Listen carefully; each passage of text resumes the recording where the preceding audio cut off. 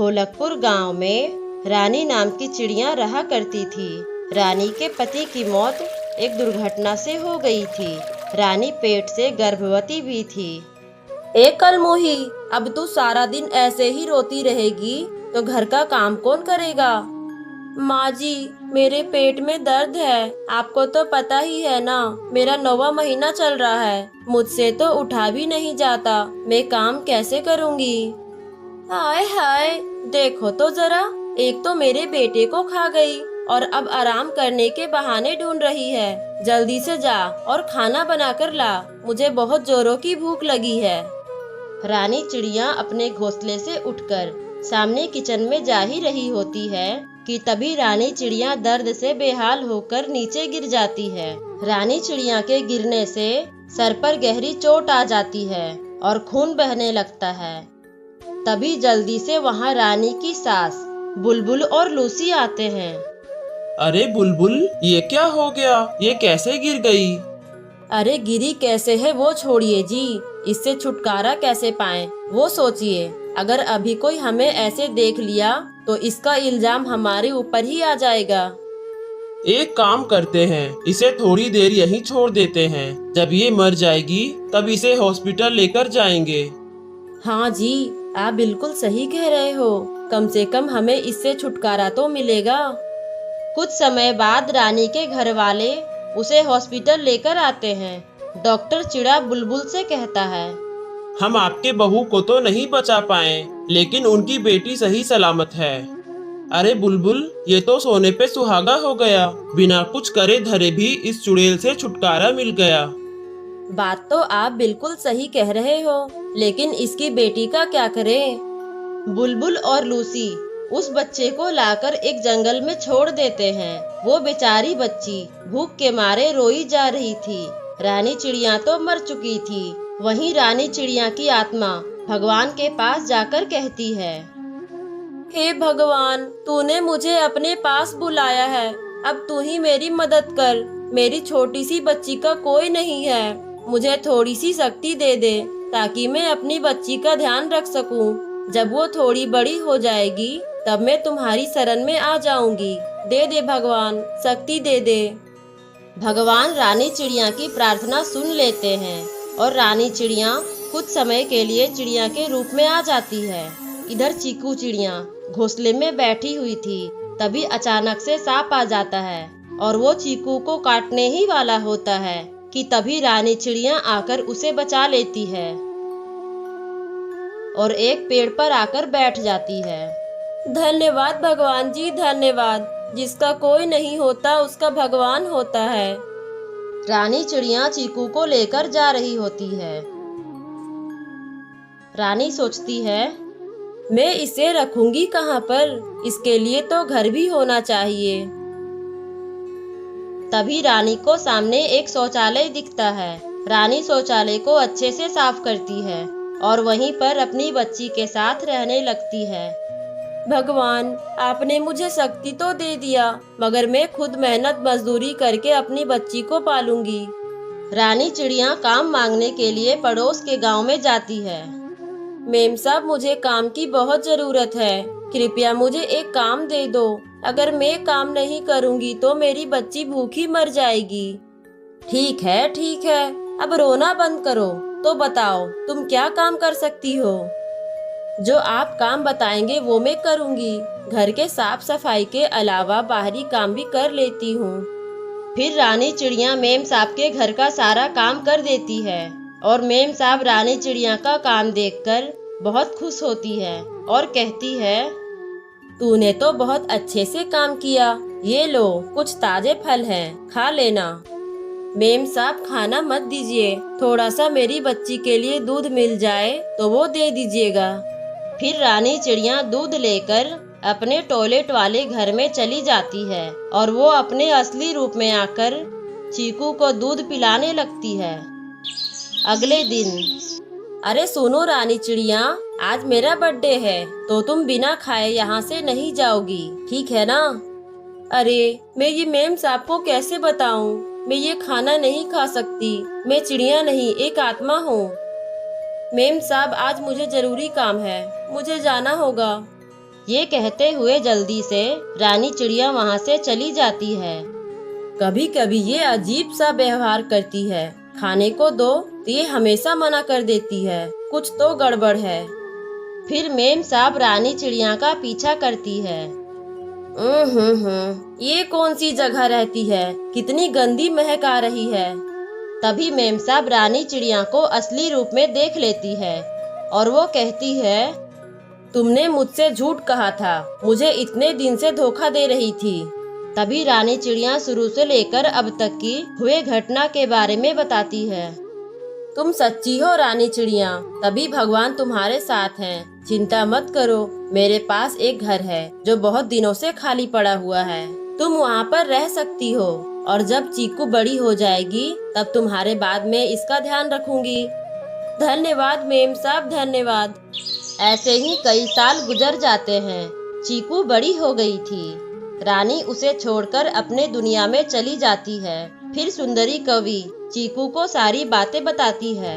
चीकू रानी की फोटो देखकर कहती है, माँ आपने कितने दुख झेले हैं मेरे लिए, भगवान आपकी आत्मा को शांति दे।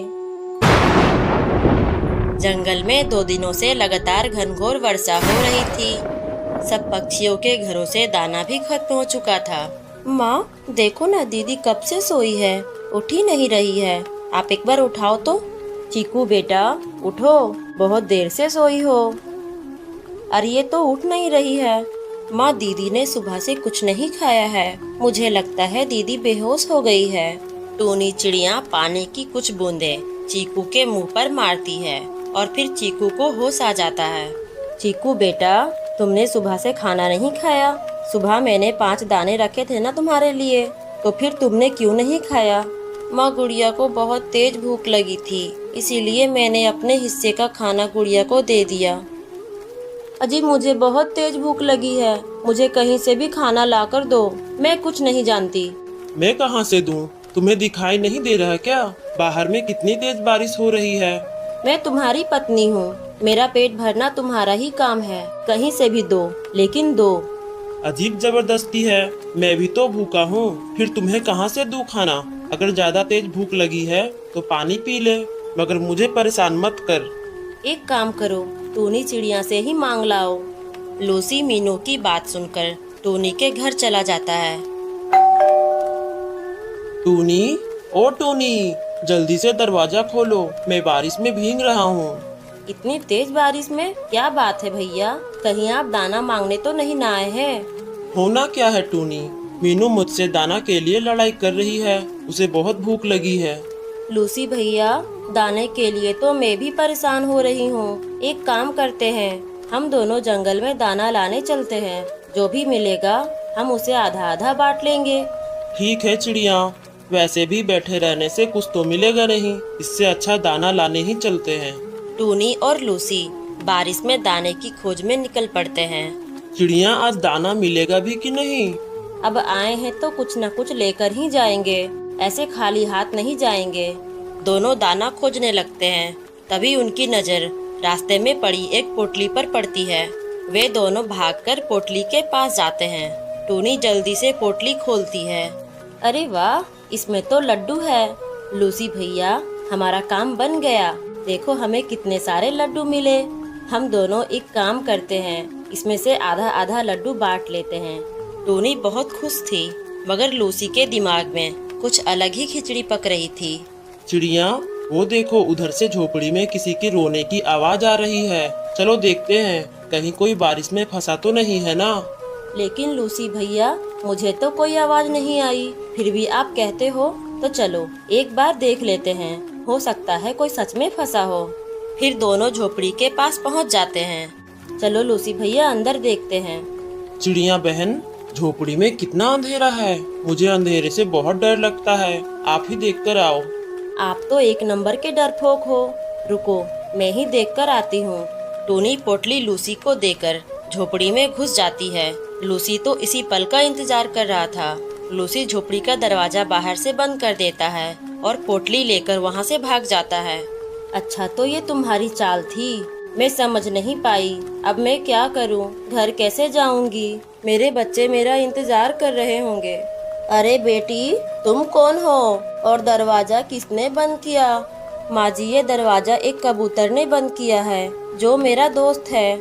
हम दोनों खाने की तलाश में बाहर निकले थे और जब खाना मिला तो वो मुझे धोखे से यहाँ बंद करके सारा दाना लेकर भाग गया। बहुत बुरा किया तुम्हारे दोस्त ने। ऐसे दोस्त ना हो तो ही अच्छा है। माँ जी, अब ये दरवाजा कैसे खुलेगा? मेरे बच्चे मेरा इंतजार कर रहे होंगे। मुझे घर जाना है। बेटी, अब तो दरवाजा तभी खुलेगा जब कोई बाहर से गुजरेगा। मुझे नहीं लगता इस तेज बारिश में यहाँ कोई गुजरेगा। चिंता मत करो चिड़िया, तब तक तुम बांस के पकोड़े खाओ, मैं अभी लेकर आती हूँ। बूढ़ी चिड़िया टूनी को बांस का पकोड़ा लाकर देती है और टूनी खा लेती है। माँ जी, ये बांस के पकोड़े तो मैंने पहली बार खाए हैं, क्या आप भी रोज यही खाती हो? नहीं चिड़िया, रोज नहीं खाती, बस बारिश के समय ही खाती हूँ। बारिश के समय जंगल में एक भी दाना नहीं मिलता, तब मैं ये बांस लाकर रख लेती हूँ और बारिश में इसके पकोड़े बनाकर खाती हूँ। माँ जी, ये पकोड़े तो मुझे बहुत पसंद आए, क्या ये थोड़े से पकोड़े अपने बच्चों के लिए ले जा सकती हूँ? चिड़िया, ये पकोड़े तो मैंने कल के बनाकर रखे थे, थोड़े से बचे हैं, वो मैं रात में खाऊंगी। तुम एक काम करो, थोड़े से बांस ले जाओ, अपने बच्चों को गर्मा गर्म पकोड़े बनाकर खिलाना। माँ जी, फिर मैं आपके मेहनत से लाए बांस भी क्यों ले जाऊं? अभी मैं घर जाऊंगी तो रास्ते में कुछ बांस ले लूंगी। माँ जी, आपका बहुत बहुत धन्यवाद जो आपने मुझे इस बांस के पकोड़े के बारे में बताया। ये रहे कच्चे बांस। फिर चिड़िया बांस काट कर ले आती है, बांस के पकोड़े बनाकर बच्चों को खाने के लिए देती है। बच्चे खूब मन से पकोड़े खाते हैं। माँ, मेरा तो पूरा पेट भर गया, ये पकोड़े तो बहुत स्वादिष्ट हैं। क्यों ना आप बांस के पकोड़े का ठेला लगाएं, क्योंकि ना जाने कितने पक्षी बारिश में हमारी तरह भूखे होंगे। हाँ बेटा, बात तो आपकी बिल्कुल ठीक है, और हम अपने ठेले पर लिखेंगे, पैसे हो वो भी खाएं और ना हो वो भी खाएं। टूनी जंगल से बांस ले आती है और उसके पकोड़े बनाकर अपने घर के बाहर ही एक ठेला लगा लेती है। बारिश में भूखे पक्षी चिड़िया के ठेले पर ही पकोड़े खाने आने लगते हैं। चिड़िया बहन, पकोड़े तो बहुत स्वादिष्ट हैं, मेरा पेट तो भर गया, लेकिन मेरे पास ज्यादा पैसे नहीं हैं, बस 10 रुपये ही हैं। कोई बात नहीं चिड़िया, मैंने तो ठेले पर पहले ही लिखा है, पैसे हो वो भी खाएं और ना हो वो भी खाएं। चिड़िया बहन, मेरे पास तो पैसे हैं, मैं तो पैसे देकर ही खाऊंगा। इस बारिश में खाने को कुछ मिला, यही बहुत बड़ी बात है। ऐसे जंगल के सारे पक्षी टूनी के ठेले पर ही पकोड़े खाने आने लगते हैं और ये बात कबूतर के घर भी पहुंच जाती है। वो भी भागे भागे चिड़िया के पास आते हैं। चिड़िया, तुम फ्री में पकोड़े खिला रही हो, हमें भी खिलाओ। हाँ हाँ, जल्दी से दो पकोड़े, बहुत जोरों की भूख लगी है। लूसी भैया, याद करो, उस दिन तुम ही थे ना जो मुझे झोपड़ी में बंद करके भाग गए थे और सारे लड्डू भी अकेले खा गए थे। भागो यहाँ से, मैं तुम लोगों को एक भी पकोड़े नहीं देने वाली। चिड़िया, वो दरवाजा तो खुद ही बंद हो गया था, मैं थोड़े ना बंद करके भागा था। अच्छा, अब आप झूठ भी बोलने लगे हो, जैसे कि मैंने देखा ही नहीं था। अब भागो यहाँ से। चिड़िया, मुझे माफ कर दो और पकोड़े खिला दो, भूख के मारे जान जा रही है मेरी। नहीं दूंगी, फ्री में तो बिल्कुल नहीं दूंगी। अब पकोड़े खाने हैं तो पहले पैसे दो। टूनी, मेरे पास पैसे नहीं हैं। तो भाग जाओ यहाँ से, मैं तुम्हें फ्री में एक पकोड़े नहीं देने वाली। मुझे झोपड़ी में बंद करके भागे थे ना, अब जाओ खाली हाथ। इस तरह से टूनी दोनों को भगा देती है और कबूतर अपने किए पर बहुत पछताता है।